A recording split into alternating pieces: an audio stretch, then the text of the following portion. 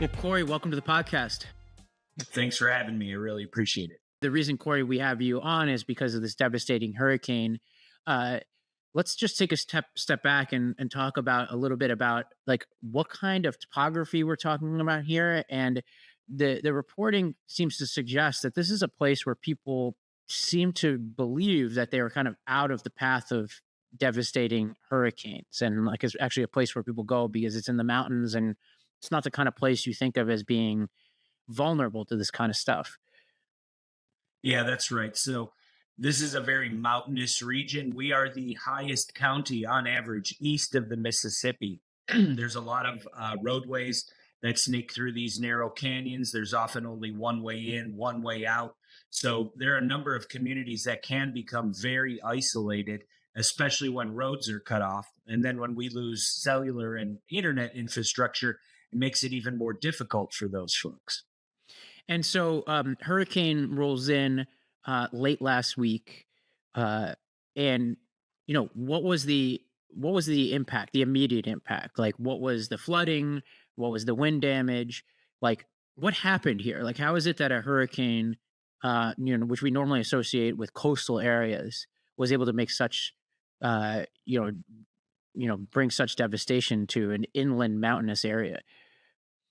So we got deadly flooding here in Haywood County back in 2021, and these kinds of storms reaching the mountains are becoming more and more frequent.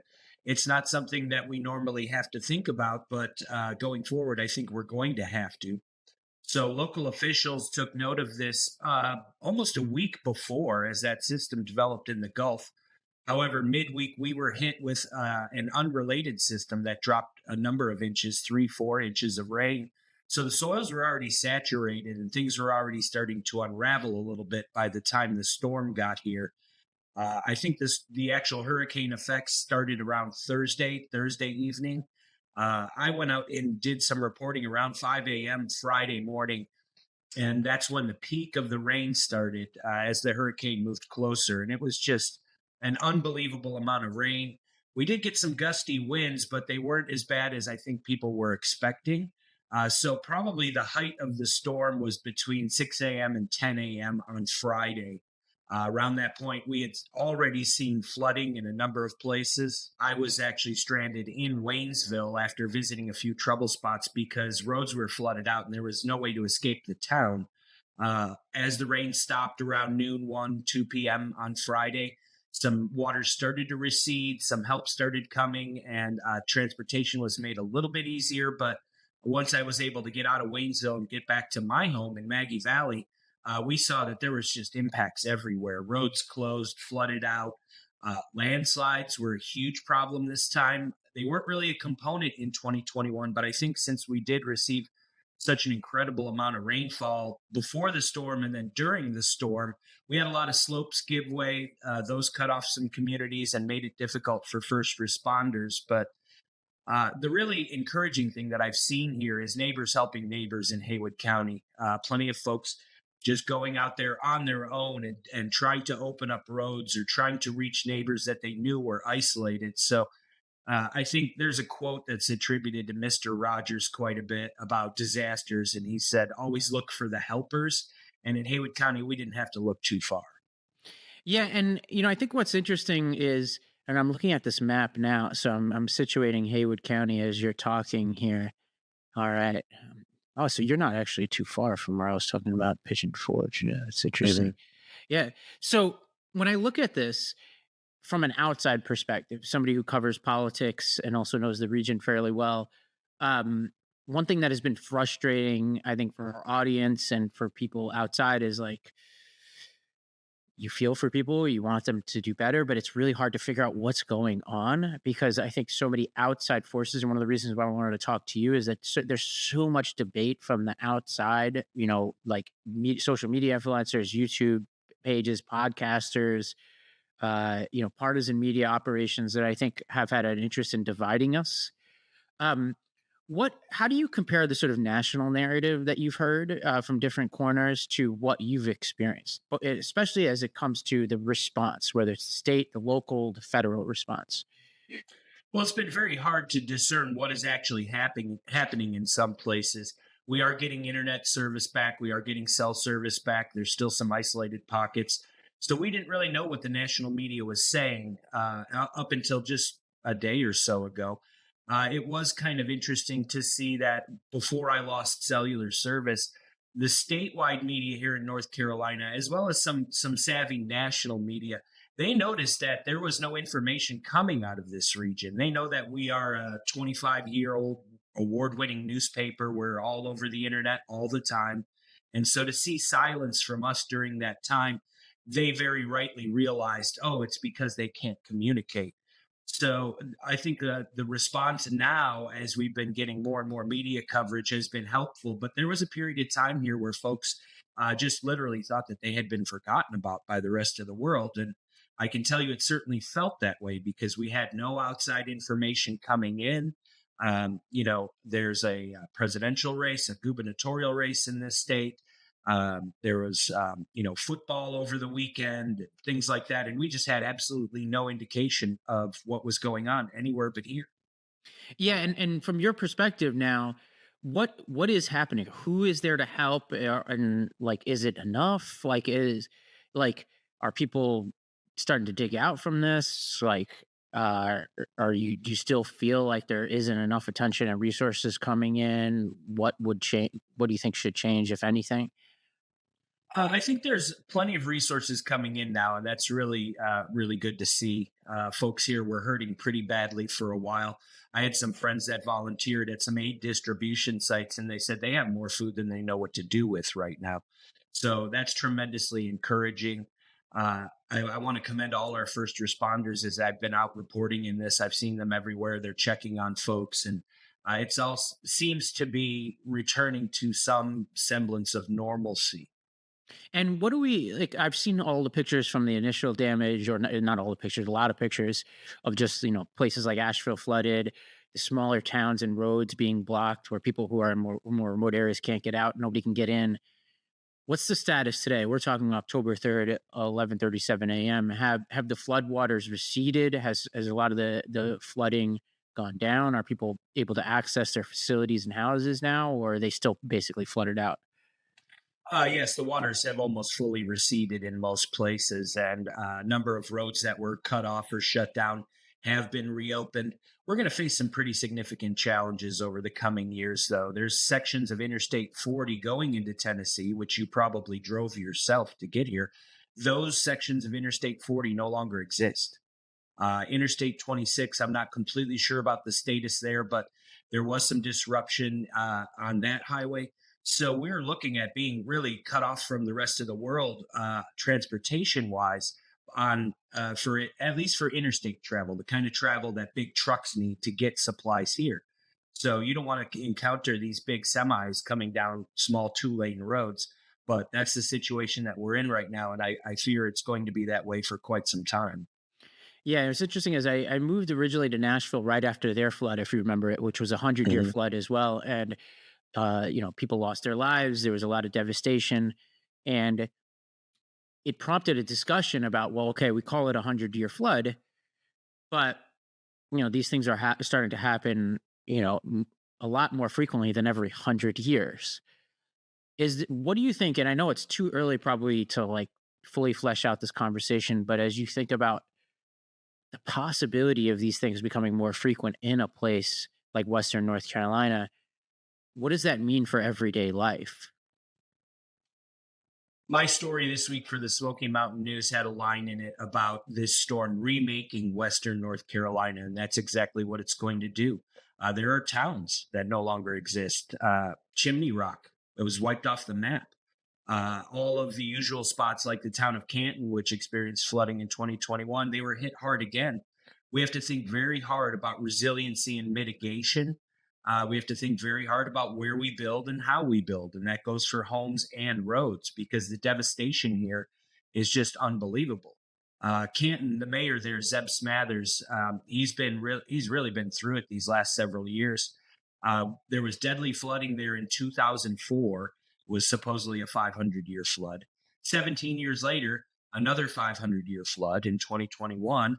And now we've made it 3 years since the floods of 2021, and they're calling this a 1,000-year flood.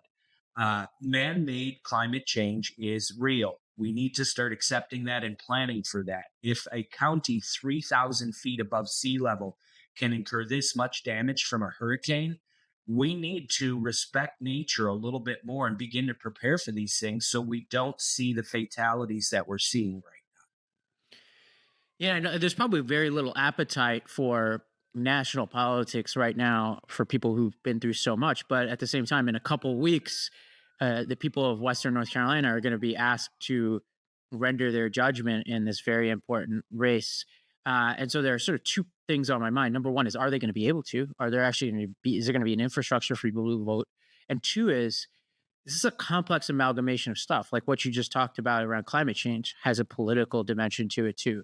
The federal now. response and how Yeah. people interpret it has a political dimension to it. The governor's response and the lieutenant governor, he seems like he's going to have an uphill battle to say the least, but he also didn't vote, I think, on there was like a critical measure to bring assistance, or I forget exactly what the technical vote was. He was a no-show on it, which I think made the rounds in the news.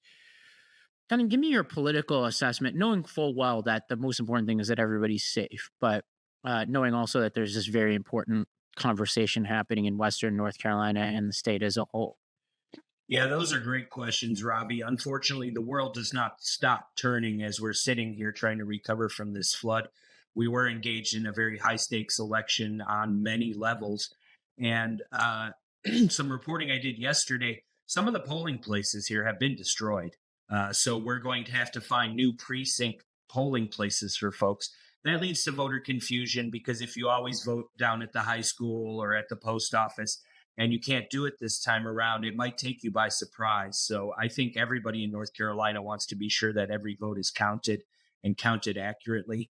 Another issue we do have is a lot of folks who requested absentee ballots by mail, their mailboxes aren't there anymore. Their homes aren't there anymore. So this is going to lead to some disruption. I don't think it'll be wide scale, but it will certainly affect some people at a time when they really need to get to the polls and make sure their vote is counted. Politically, this is the most Republican area of the state. It's heavily Republican. Some of these counties in the West voted for Trump above 70% last election. What happens here is there's a huge excess of Republican votes that our congressman does not need to win. He's going to win by 40,000 votes, maybe. What those votes do is they help balance out the Democratic votes down east in larger cities like Charlotte and Raleigh. So Republicans need this area to perform each and every election. If some of these voters are unable to vote, if some of these voters have left the state seeking shelter, if some of these voters have passed away, that will disrupt what the results probably should have been.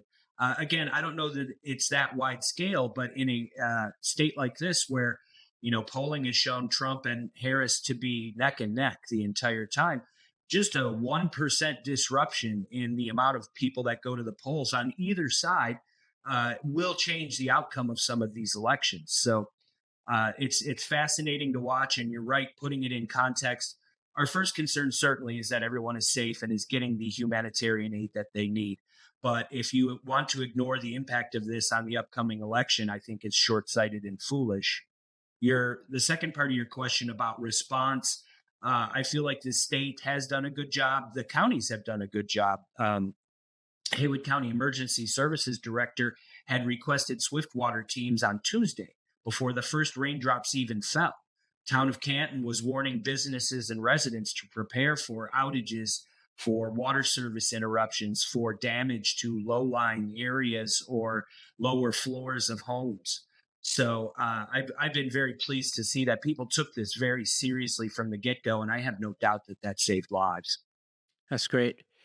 Personal question, so I told you I rented a house in 2020 there. It was in this town called Fairview. Tell me a little Yeah, bit about Fairview. So, and maybe the good context for people to understand is Asheville, North Carolina is as liberal a place as you can get, right? that's And right. so when I think of people, when they think about this flood, often people say Asheville, but it's really Western North Carolina. Asheville's super liberal. You go a couple miles outside Asheville, a place like Fairview. I didn't check the politics, but I can only say my neighbors were very Republican when I was there. you go a few miles outside of Asheville, it becomes as Republican as anywhere. Mhm. It's kind of an eclectic combination in that area, but like you say, overwhelmingly Republican outside of some of those more liberal pockets. Um, so I think that's kind of missed in the conversation. How did Fairview do in all of this? I'm not real sure. Again, being so cut off from communications, we didn't have access to any knowledge that was not within our immediate eyesight. Yeah, I believe we got off relatively light here in Haywood County. And the further west you go, the less damage there is. Don't get me wrong, there is still plenty of damage. But from what I've been able to suss out from the maps and the rainfall totals, there's a strip east of us that received much more rain. And that includes Asheville and places like Lake Lure and Chimney Rock, which no longer exists. yeah. I'd been to Chimney Rock before. It's like a big tourist destination, if I Hmm. remember correctly. A lot of people coming in. Absolutely. And that's another really important point is all of this disruption has happened right at the height of our busy season. We are like the leaf capital of North Carolina. You come here, you drink pumpkin spice beverages, you look Yeah, at the leaves. We're going to have a tough time with that this season, and that's going to affect small business owners, hospitality industry. The Blue Ridge Parkway is closed indefinitely. A lot of roads to get here are closed. So this is going to have an economic impact that goes far beyond the storm damage. It's going to have an economic impact in our sales tax collections from people who drive here from Charlotte or from Nashville, then leave a whole bunch of money with our local businesses and then turn around and go home. We're already looking down the road at how to kind of deal with this situation, and that is something that again can't be overlooked. yeah. For people listening, as soon as things get back to normal, you should take a trip out there if you've never been there, and not just Asheville, but all the surrounding counties. It's really remarkable stuff. Last question for you. You know, the kids. What's happened to school during all of this? Well, it's canceled, Yeah, obviously. We have a fantastic education reporter who's been following that beat. So I'm not sure the specifics, but school is canceled. I don't know if they're trying to do online learning. I don't know how long that's going to last. A lot of these schools suffered immense damage. Canton's football field, high school football field, again, is probably a total loss. And a lot of these schools are being used as aid distribution points. Jonathan Valley Elementary and Bethel Elementary here in Haywood County. So I don't know how long the disruption to education is going to last, but right now, I believe schools are canceled through the end of the week. I believe universities have suspended classes for a number of days. UNC Asheville, Western Carolina. So that will come back online, I'm confident, fairly soon. But then again, it's the ability of parents to get their kids to school on these roads, and they may be suffering. They may have lost everything. One thing that I did see is that North Carolina was just authorized to provide free meals to school kids for a period of time in relation to this storm. So I know that they're looking out for the kids, but there's a lot of suffering going on, and unfortunately, school will have to come second. yeah. Well, Corey, this has been super helpful. For everybody listening, we're going to put in the show notes, but you can go to SmokyMountainNews.com, SmokyMountainNews.com, and you could both check out all this coverage, but also they have an opportunity to contribute, and we'll also put a separate link there. I think it's really important to support local journalism, like what Corey, you and your team are doing. So if you've got a few spare bucks to give. Obviously, I know a lot of you have been giving to aid organizations. Continue doing that. But also, you know, we need the news, right? We need people like Corey covering what's happening on the ground, not just when crisis hits, but you know, in the sort of the less the less dire moments, right? On a normal day in Western North Carolina, the traditional news outlets are not getting out there to see what's happening out there in those communities where there's a lot of texture, there are a lot of issues, right? And I'm really happy to see that y'all are continuing on and continuing to cover that region. Thanks, Ravi. We appreciate that. I mean, none of this would be possible without the support of our advertisers and our donors. And that's not just us, that's this industry. So if you want to know what's going on, you need to support local journalism. If you don't, read a mass market publication that has no relevant information for you. Well, Corey, thank you so much for being with us. Yeah, man, my pleasure. I appreciate you letting us spread the word here because, as I've said to almost every outlet that's contacted me, we were having a lot of trouble getting our stories out to folks. And it's folks like you that allow us to do that and let the wider world know what exactly is happening here. Well, thanks, Corey.